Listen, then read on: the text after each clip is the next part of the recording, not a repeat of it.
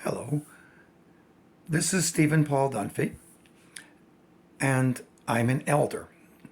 Now, not just because I'm 62 going on 63, but because that is an ancient Jewish term that represents someone who is given authority, and this authority has been given by God, to a tribe. And that tribe, it's an ancient tribe called the Judean people. Now, I am known in different ways to different people because I'm known as a father, a grandfather, a husband. I'm also known as a representative to the Christian people and to the Jews as a keter and a nes, a miracle worker. But to Jerusalem that I'm speaking to, specifically to the holy areas of Jerusalem, they call me Abu Dahoud. Why? Because as an elder to the tribe of Judah, of which we are a long line of people, we are a royal family. And the Judeans are, so to speak, the different lines of kings all over the earth because it is a tribe that gives the thanks to God and administers and serves all people. That's very interesting. But what I'm trying to tell you right now is that we are focusing specifically on that special status of Jerusalem. Is this something new? No. We have sponsored, as the Amodat, Ancient Israelis of the Human Family, or nonprofit organization in Israel, to communicate with the website called internationaljerusalem.com. To some people, it's wonderful. To others, they don't understand it. To others, they don't like it. To others, it's a great thing for tourism. But it lists the reasons why our family, that is King David's family, Solomon's family, Jesus' family, and many Judeans today are all related to the cause of Jerusalem and especially the Old City. We have a common cause, a common interest. We're going to give another name: orthodoxy, ultra-conservatism, unpopular to some, popular to others. It's like the world is split between those who are Semitic and Orthodox and those who are non-Semitic and anti-Semitic and liberal. People who generally just believe in God and those who don't. Simple, right? Yes, the basis of it is, but it can become very complex. So we're here to simplify things. The Old City is the most ancient and single most important point in the world. It is a village of Arabs, Christians, and Jews. Now, let's put it differently. It's a religious place. Oh, yes. Islamic, Christian, and Jewish. Now, again, that's oversimplifying things, but we are the Orthodox or conservative. We go by the original scriptures.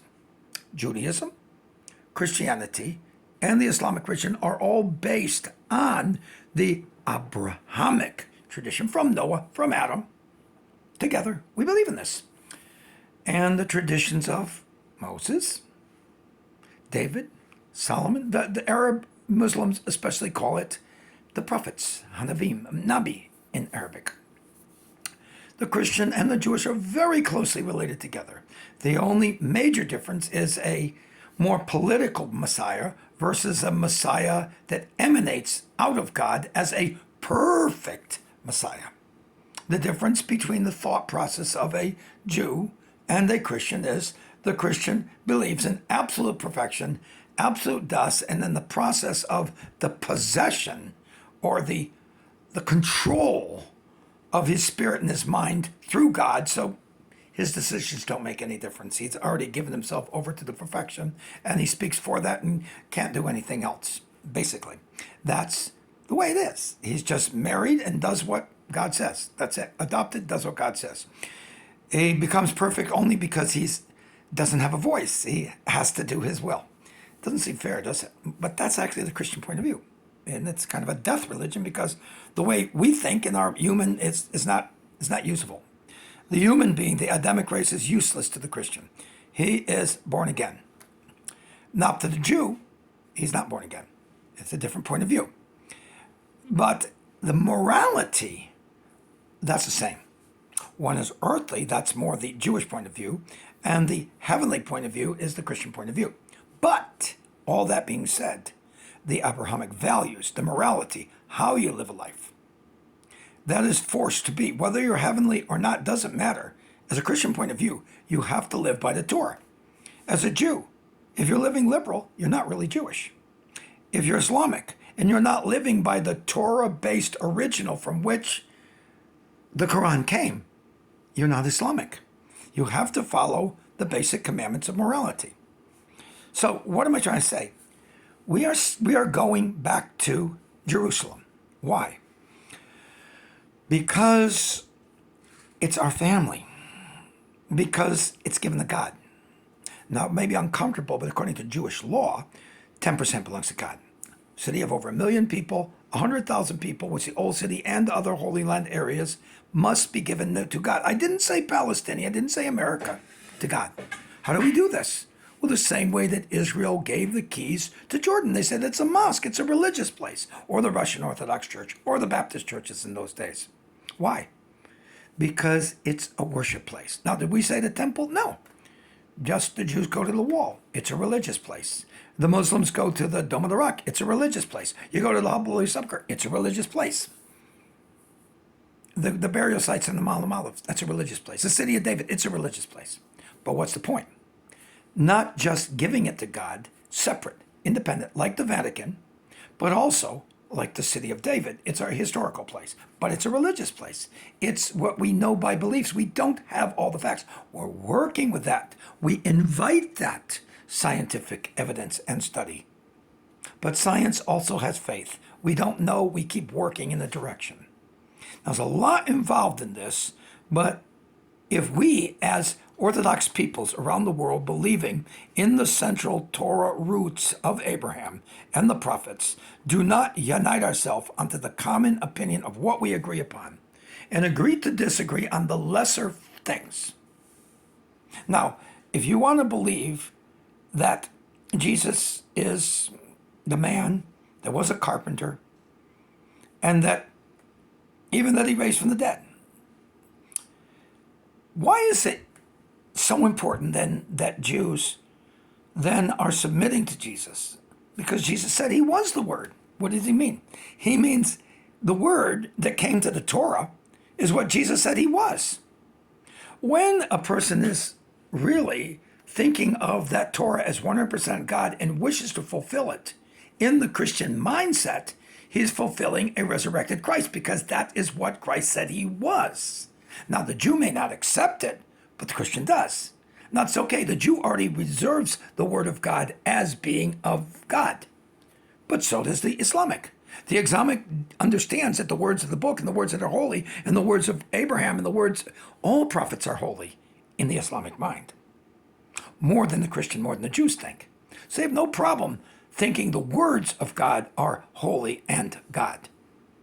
So there is a basis of truth in the unity of the city, but not in a political context. It is not politically, not even a political Vatican thing. It's not a political Palestinian. It's not a political Israeli thing. It's an amudat. It is something that people live there, yes, but they're like priests of the city. They're like prophets of the city.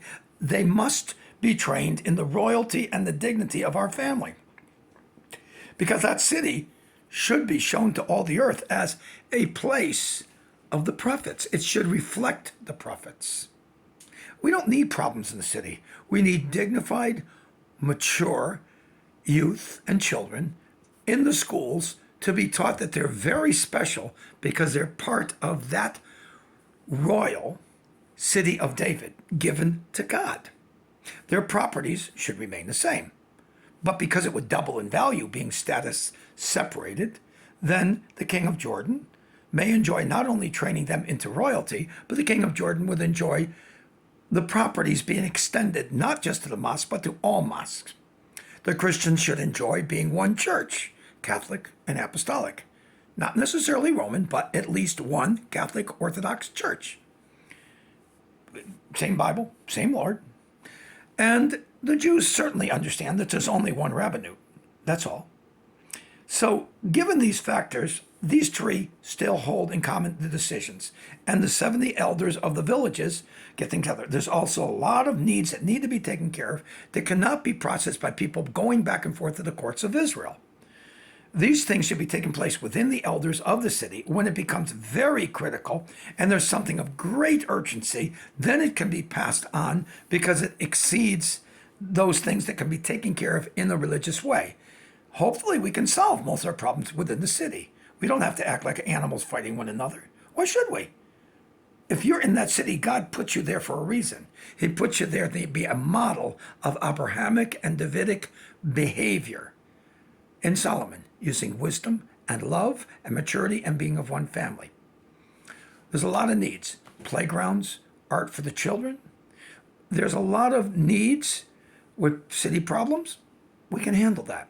And we can go through the Amodat offices. We don't have to go through the governments of this and the governments of that, or this political party and that political party.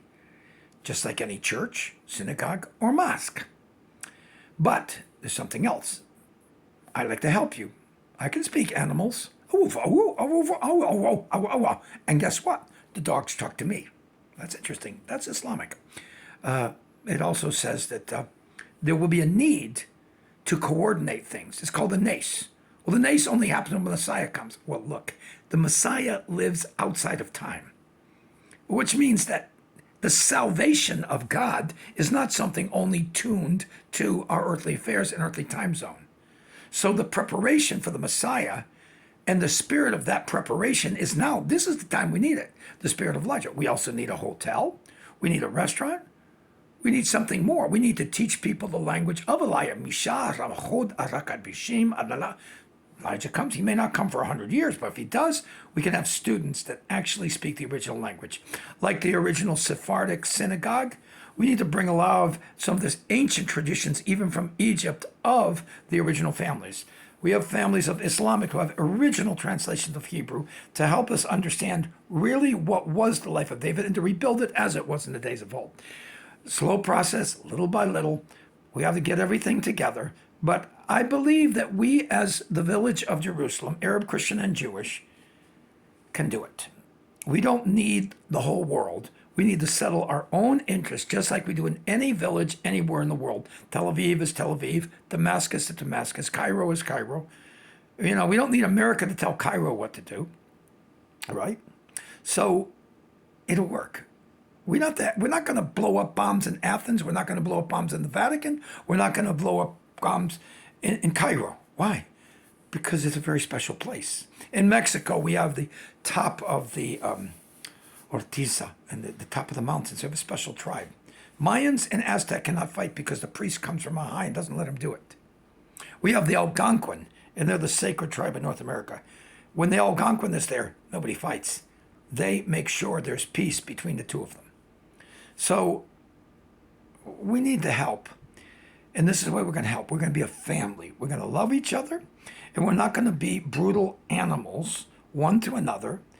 And we're going to allow people who are selling beans and bananas or whatever, that they can walk in peace so the tourists can have a wonderful place to stay. And we will all enjoy the status of being something for God and something for freedom of worship. We're all worship together without one pushing his goal on the other. I think a lot of people agree. But it's all about learning to make which means how good and present brethren dwell together. Okay? We are the children of Abraham. We are, especially us, in the Judeans all over the world. Here is our capital, not just Jerusalem, but the old city.